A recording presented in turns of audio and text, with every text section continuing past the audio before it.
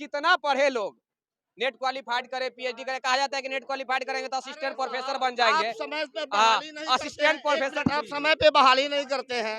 अभी हम गर्दनी बाग में मौजूद है और गर्दनी बाग में ही तमाम जो लोग यहाँ पे भीड़ जो देख रहे हैं, ये लोग अतिथि सहायक प्रधानाध्यापक है ना जी, अतिथि सहायक प्रधानाध्यापक है। अभी हम विशेषकर शिक्षा विभाग और स्वास्थ्य विभाग पर विशेष ध्यान दे रहे हैं पूरे बिहार में खासकर, और उसी में अभी शिक्षा विभाग से जुड़े हुए ये लोग हैं, सहायक प्रधानाध्यापक है। इनसे हम बात करेंगे कि इन लोग की मांग क्या है, क्यों शिक्षा विभाग से खपा है, शिक्षा मंत्री प्रोफेसर चंद्रशेखर यादव से क्यों खपा है।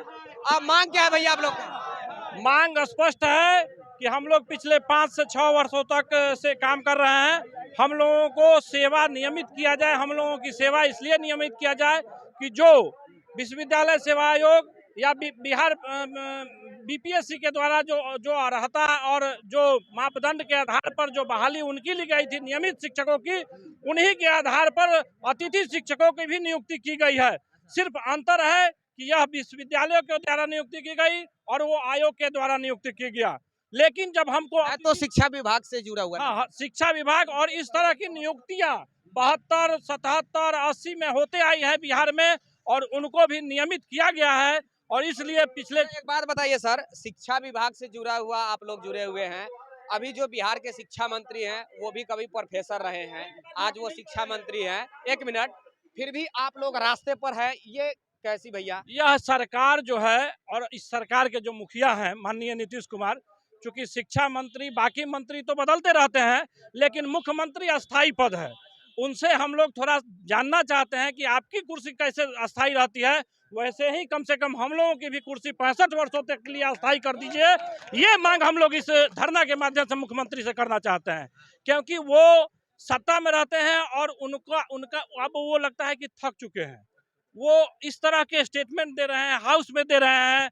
और अभी हम छपरा जिला से आते हैं, जयप्रकाश विश्वविद्यालय से आते हैं, छपरा जिला से आते हैं, वहाँ सैकड़ों मृत्यु, यहाँ कई हमारे शिक्षक जो हैं उस प्रखंड के रहने वाले हैं, सैकड़ों, मैं वहाँ कल गया था, सैकड़ों मृत्यु शराब से होती है, जहरीली शराब पीने से होती है। और मुख्यमंत्री का ये हास्यास्पद बयान कि हम मरोगे, तो संवेदनहीन हो गई है सरकार और मुखिया खासकर नीतीश कुमार जी। क्योंकि सरकार में हम लोग 6 वर्षों से लड़ रहे हैं और तब से लेकर अब तक सरकार के मुखिया तो वही हैं, करना उन्हीं को है। हम लोगों में से कई साथी मनीष जी हैं, बच्चा रजक जी हैं, ये लोग जनता दरबार में गए, लगभग सैकड़ों बार आवेदन हम लोग दिए, मेल किए कि मुख्यमंत्री जी एक बार हम लोगों से भी बात कर लीजिए। मुख्यमंत्री जी नहीं मिलते। आप लोग की क्या मांग है भैया? आप लोग की जो भी मांग है जो मांग लेकर बैठे हैं गर्दनी बाग में, क्या मांग है? क्योंकि गर्दनी बाग में आन दिन अनंत लोग बैठते हैं, क्या आप लोग की उम्मीद भी है इस सरकार से कि भैया हम लोग इस सरकार से तो हम लोगों को अब कोई उम्मीद नहीं है। हम लोग का एक ही मांग है कि हम लोग की सेवा को समायोजित किया जाए। एक तरफ बोल रहे हैं कि सरकार से उम्मीद भी नहीं है, दूसरी तरफ सेवा समायोजन भी किया जाए। आप दिव्यांग है ना जी, फिर भी आप आंदोलन में बैठे हुए? हाँ, बैठे हुए हैं क्योंकि आयोग में पूरा घालमेल चल रहा है। जिस आयोग के माध्यम से नीतीश सरकार बहाली कर रही है, उस आयोग से हम लोग कोई उम्मीद नहीं कर सकते हैं कि उसमें हमारी बहाली होगी। ऑलरेडी जब हम लोग योग शिक्षक हैं तो हम लोगों को लिया जाए। यदि हम लोग आयोग हैं तो आपने बिहार के बच्चों के साथ अन्याय किया है, तो पहले हम लोगों को लिया जाए, उसके बाद ही कोई किसी प्रकार की बात। बिहार की एक मिनट सर, एक मिनट प्रश्न ये उठता है कि हमारी बहाली सही है या गलत है। यदि गलत है तो हमें इतने दिनों तक एक्सटेंड क्यों किया गया, और यदि सही है तो हमारा नियमितीकरण क्यों नहीं हो रहा है। एक बात। दूसरी बात, यदि एक वेतन से 4 हो गए, हटाया जा सकता है। एक मिनट। और यदि गलत बहाली हुई है तो वो आप ही के हाथ थे जिन लोगों ने गलत बहाली की, चाहे वो कुलपति हो या विश्वविद्यालय हो। तो क्या अपने विश्वविद्यालय में आप गलत कुलपतियों को बैठाते हैं? अपने विश्वविद्यालय में आप गलत कुलपतियों को बैठाते हैं और उनसे जैसे चाहते हैं हैंडल करवाते हैं। और नहीं तो हमारी बहाली सही है तो पिछले 4-5 वर्षों 10 वर्षों का हमारे पास अनुभव है, हमारी नौकरी नियमित होनी चाहिए। आप अनुभवहीन आदमी को बुला रहे हैं, अनुभवी को हटा रहे हैं। कहाँ कहाँ मानसिक संतुलन रखें? सर एक मिनट कुछ कुलपति मैं एक बार शिक्षा मंत्री का प्रेस कॉन्फ्रेंस चल रहा था तो मैं भी वहाँ पे था। जितने भी बिहार के कुलपति हैं वो लोग भी वहाँ पे आए थे, तो कुलपति से आप लोग का मैटर नहीं सुलझ रहा है क्या? कुलपति के स्तर पर ये विषय नहीं है, ये सरकार के स्तर पर का विषय है और माननीय मुख्यमंत्री जी को संज्ञान में लेना है, क्योंकि ये नीतिगत निर्णय है और उसके लिए जब मुख्यमंत्री जी मन से तैयार हो जाएंगे तो ये 1 मिनट का मन से न है नहीं, वो तैयार ही नहीं है, क्योंकि उनको इसी तरह से उलझा के बिहार आप को किन से चलाना- उम्मीद करती हैं, मुख्यमंत्री से या फिर उप मुख्यमंत्री से या बिहार के शिक्षा मंत्री? हम पूरे महिलाओं की तरफ से मुख्यमंत्री को ये बताना चाहते हैं, मुख्यमंत्री ने अपना 7 निश्चय में बोला कि सशक्त महिला सक्षम महिला। अब महिला सक्षम होकर सशक्त हो रही है तो आप उसको नौकरी से निकाल रहे हैं, तो हम लोग कहाँ जाएंगे? हम लोग क्या करेंगे अब? क्योंकि हम लोग हाईएस्ट लेवल पे आ गए, हम लोग के पास कोई ऑप्शन भी नहीं है कि हम लोग किधर जाएंगे। आपका एजुकेशन क्या है मैडम? मेरा नेट क्वालिफाई है, हम पीजी कर रहे हैं, पीजी किए हुए हैं और परसुइंग है पीएचडी परसुइंग। नेट क्वालिफाइड है, पीएचडी है, फिर भी रास्ते पर, पीएचडी पास फिर भी रास्ते पर हैं। अब कितना लोग पढ़े भैया, 1 मिनट, अब कितना पढ़े लोग? नेट क्वालिफाइड करे, पीएचडी करे, कहा जाता है कि नेट क्वालिफाइड करेंगे तो असिस्टेंट प्रोफेसर बन जाएंगे। आप समय पे बहाली नहीं करते असिस्टेंट हैं। प्रोफेसर आप समय पे बहाली नहीं करते हैं। आप कभी कोई नियम लगाते हैं, कभी कोई नियम लगाते हैं। 14 में आपने हम लोगों ने डिबार कर दिया, 14 में डिबार कर दिया, 21 में हम लोगों को ले दिया। सर हम लोग की उम्र है कि बहन जो बढ़ते चली जा रही है, हम समझ नहीं पा रहे हैं क्या हो रहा है। अरे हमारी एक उम्र ना है। चलिए प्रोफेसर साहब थोड़ा कुछ एक तरफ नीतीश बाबू कहते हैं कि मैं जिसको लाता हूं उसको हटाता नहीं हूं, और दूसरी तरफ हम लोग को ला करके 6 साल 7 साल काम करवा करके और आज ये हटा रहे हैं, ये कहाँ का न्याय है? मैं यही पूछना चाहता हूं। उल्टे ही लाठी, पिछला बार हम लोग भारत के सभी विश्वविद्यालयों में जिस गाइडलाइन के तहत, जिस मानदंड के तहत नियुक्ति हो रही है, अगर वो वैध है तो उसी गाइडलाइन और उसी मानदंड के तहत हमें लाया गया है, तो हम कैसे गलत हो गए? और अगर गलत हैं तो फिर वो सही कैसे है? तो अगर हम गलत नहीं है, हम सही मानदंड पर है। दूसरे हम लोगों का मांग कोई नया मांग नहीं है। इतना दिनों से हम लोग पढ़ा रहे थे, इस उम्र में कहाँ जाएंगे? दूसरे राज्यों में अतिथि शिक्षक को नियमित किया गया है, तो आपके राज्य में क्यों नहीं हो रहा है? आपको क्या प्रॉब्लम हो रहा है जब आपको आवश्यकता है? अभी ऐसा नहीं कि नहीं है, पूरा यूनिवर्सिटी आवश्यकता कैसे नहीं है? बिहार की शिक्षा व्यवस्था एकदम भ्रष्ट निचले पायदान पर जा चुकी है। आवश्यकता तो इतनी है कि सबसे ज्यादा आवश्यकता। तो बाकी राज्य जब वो परमानेंट कर सकता है तो आपको क्या दिक्कत हो रहा है परमानेंट? ये मैं अगर बताऊं, दिक्कत सरकार को ये मुझे लग रहा है दिक्कत कि जब एक वेतन जो आपको रेगुलर जो टीचर को एक वेतन एक टीचर को दिया जाए, उससे 4 को जब खटाया जा सकता है तो भैया आपको रेगुलर वो क्यों करेगी? है ना मैडम, मैं सही बोल रहा हूँ? बिल्कुल, मैं सरकार से यही मांग करना चाहती हूँ कि देखिए हम लोग बहुत दिनों से जो है करीब 3 साल से, कुछ लोग 5 साल से, 6 साल से भी कार्यरत हैं और इस पड़ाव में, इस स्थिति में बहुत लोगों की उम्र बहुत हो चुकी है, तो इस स्थिति में कहाँ जाएंगे? सरकार मैं ये चाहती हूँ कि वो हम लोग को नियमीकरण करे, क्योंकि हम लोगों ने बहुत ही हायर एजुकेशन लेके बैठे हैं। अब इस स्थिति में हम कहाँ जाएंगे? हम लोगों की महिलाओं की ये मांग है। और जहाँ तक नीतीश जी का कहना है कि उन्होंने बताया कि बेटी बचाओ बेटी पढ़ाओ वाली में, हम लोगों तो ठीक है, उनकी क्या उदारता है? बेटी पढ़ाओ और बेटी को रास्ते पर भी बिठाओ। तो कम से कम लोग रोड पे तो नहीं बैठे। वो यही चाहते हैं कि हम लोग रोड पे बैठ जाएं। इतने क्वालिफिकेशन लेने के बावजूद भी हम लोग 2 साल 3 सालों तक काम करके, यहाँ तक कि जहाँ पहले से हम लोगों ने कार्यरत थे वहाँ से भी त्याग पत्र ले लिया गया। अब उस स्थिति में हम लोग कहाँ जाएं? बताइए आप। ये दुर्भाग्य है बिहार की कि नेट क्वालिफाइड कर के लोग यहाँ पे रास्ते पर लोग देख सकते हैं, बोरिया बिस्तर ले लेके लोग अभी तक बैठे हैं। मेरा कहना था कि आप जो है सर्वे करवा लीजिए अपने मीडिया के माध्यम से, अपने किसी भी चीज़ के माध्यम से, कि गेस्ट प्रोफेसर के आने के बाद जो बिहार में शिक्षा व्यवस्था, उच्च शिक्षा में जो सुधार हुआ है, वो जो सुधार हुआ है वो केवल और केवल गेस्ट प्रोफेसरों के आने से हुआ है। जिस कॉलेज में कोई नहीं रहता था, उस कॉलेज में हम लोगों ने शिक्षा का प्रसार किया, पढ़ाई लिखाई की विधि व्यवस्था ठीक किया है।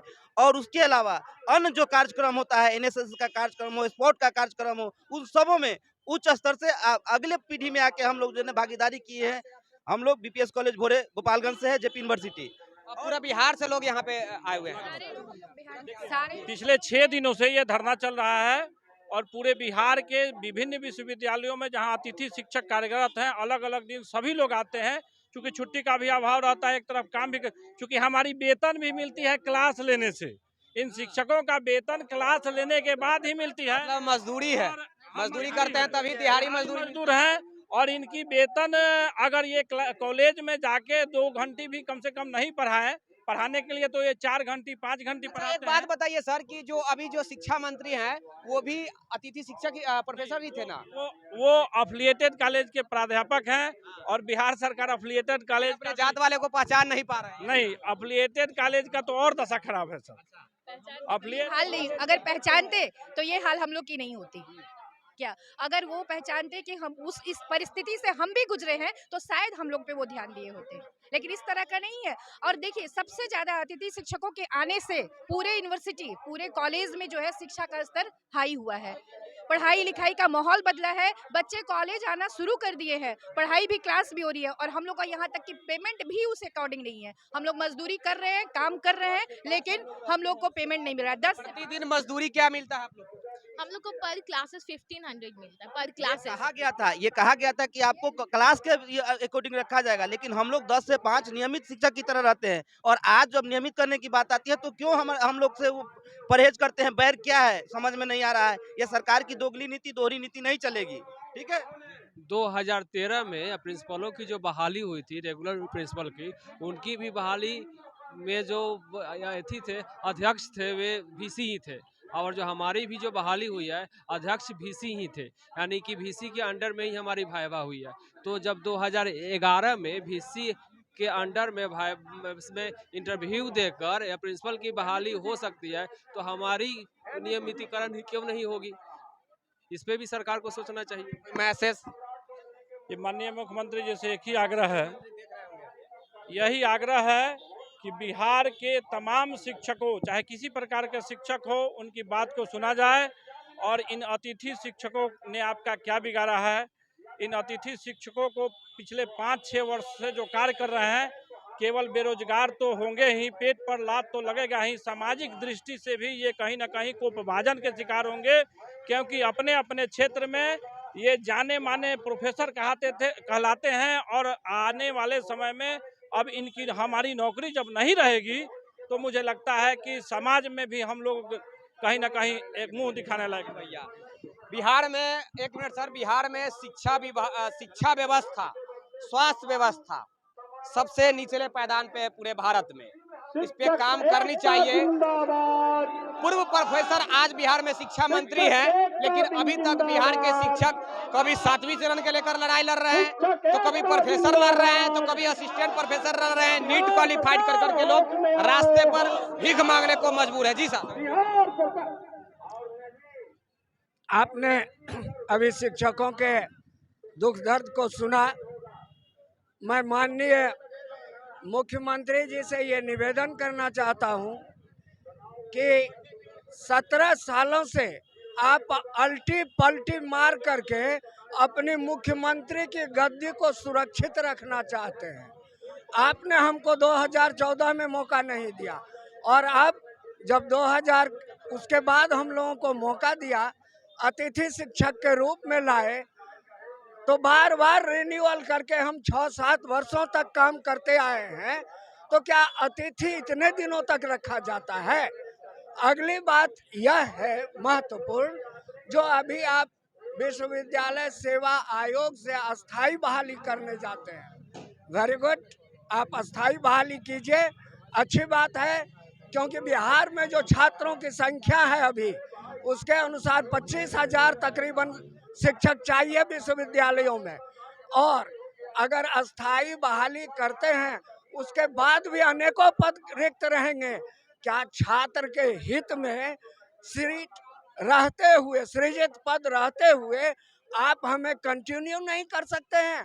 आप हमारी सेवा को 65 वर्ष तक के लिए सुरक्षित नहीं रख सकते हैं? अगर उनका कहना है कि नहीं, आप अतिथि हैं, तो मैं यहाँ पूछना चाहूँगा कि आप जो अस्थाई शिक्षक बहाल कर रहे हैं और हम जो अस्थाई क्यों किए हुए हैं? 1 मिनट सर। जी, नहीं, उसमें क्या अंतर है, ये मेरा प्रश्न है। यदि अंतर नहीं है, क्या वो यूजीसी के रूल के अंतर्गत आते हैं और हम नहीं आते हैं? हम भी यूजीसी रूल के अंतर्गत आते हैं श्रीमान। बिहार सरकार के नियम के अनुसार उसकी बहाली हो रही है, हमारी भी बहाली हुई है। रोस्टर प्रणाली उसमें भी लागू है कि नहीं है, यह तो संदेह में है, लेकिन हम रोस्टर क्लियरेंस हो करके आए हुए हैं। अगली बात यह है कि आपके यहाँ सृजित पद रिक्त हैं, हम योग्य हैं, वही अर्हता रखते हैं और हमारी जो चयन की प्रक्रिया है वो ठीक चयन समिति वही होती है जो आयोग में है, वैसे ही समिति हमारे यहाँ विश्वविद्यालय कुलपति के अधीन बनी थी। केवल अंतर यहाँ है कि आप उसका नाम कहते हैं विश्वविद्यालय। समझ गए आपका मैटर। बिहार के शिक्षा मंत्री को इस पे संज्ञान लेनी चाहिए। मैं जानता हूं कि अभी वो शिक्षा मंत्री के कोई अधिकारी या शिक्षा मंत्री देख रहे होंगे। निवेदन होगा कि शिक्षा विभाग में कुछ सुधार कीजिए। केवल आंदोलन करवाने से और आंदोलन को लेकर उकसाने से कुछ नहीं होने वाला है। अभी विधानसभा सत्र चल रहा है तो ये लोग बेचारे लोग बैठ गए हैं कि भैया हम लोग की मांगों को पूरा किया जाए, लेकिन इन लोगों को मांगों को अभी तक कोई सुनने वाला नहीं है। बिहार में शिक्षा विभाग बहुत दयनीय स्थिति में है। 1 से लेकर के 12 क्लास की बात करूं या